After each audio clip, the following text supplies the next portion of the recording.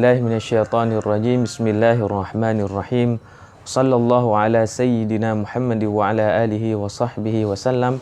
Allahumma 'allimna ma yanfa'una wanfa'na bima 'allamtana wa zidna 'ilman.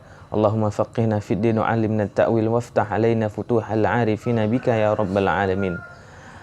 Ni bab kesempatan yang mulianya getanyo akan tabahas sebuah perkara tentang aliran atau mazhab dalam getanyo baca Quran.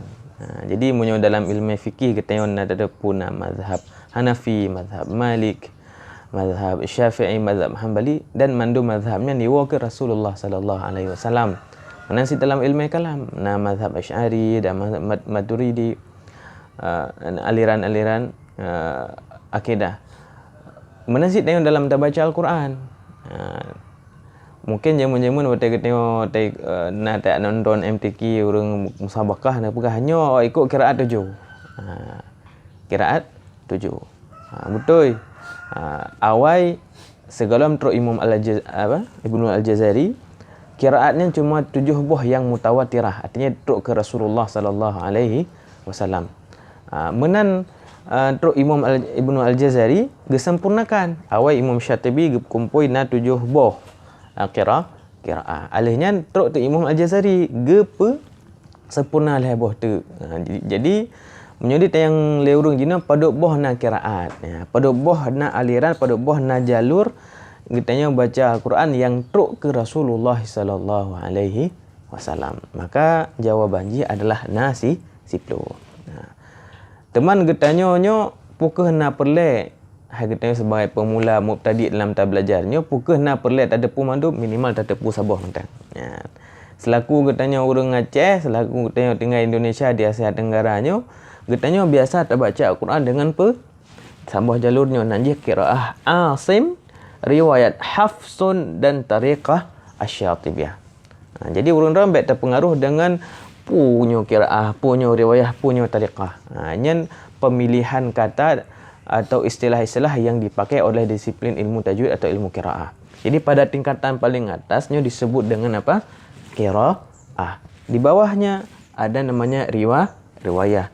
Di bawahnya lagi ada namanya tariqah. Jadi menan. Jadi leheboh tingkatannya qiraah, riwayat dan tariqah. Temam menyita yang lengkap.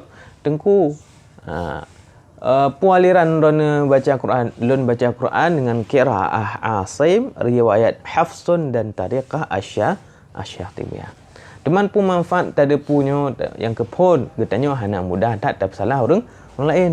Itu nak tak buat menantu tajak umrah, tajak haji, tak dengar Imam Masjidil Haram ke baca, Imam Sudais Syekh Mahir Al-Maqili ke baca.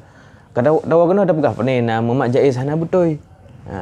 Getanya dalam tarikah getanya salah satu contoh. Tak baca mak jaiznya put dengan limang harakat. Ban. Sedangkan imam-imam yang nak di timur tengah biasa aja baca sering baca 2. Teman pun betul yang yang betul. Mandua betul. Orangnya nak sabuh jalur tu kena. Ban. Najis thayyibah sengaja handalun tuan tulis. Pakan supaya kita fokus dengannya. Jadi jalur getanya tabut nyeteng horat jalur getanya tabut aliran tah maka tajawub lun buat dengan qiraah Asim, riwayat Hafsun dan tariqah Asy-Syatibiyah. Jadi mudah-mudahan dengan getanya kata ada punya hana mudah tak salah orang lain. Kita tak dengar yang beda dengan tanya berarti nah sabah tu. Selanjutnya getanya hana ikut-ikutan tak dengar kaset dah ikut sehingga waktu tabut dalam kampung atau apa kai protes gop kahan depu jawab. Jadi je tak ikut dengan sabuah tu tapi dengan ilmu. Jadi mudah-mudahan pu yang kita sampaikan ni bab kesempatannya na manfaat bagi kita Bandung. Subhanakallahumma wa bihamdika asyhadu an la ilaha illa anta astaghfiruka wa atubu ilaik. Assalamualaikum warahmatullahi wabarakatuh.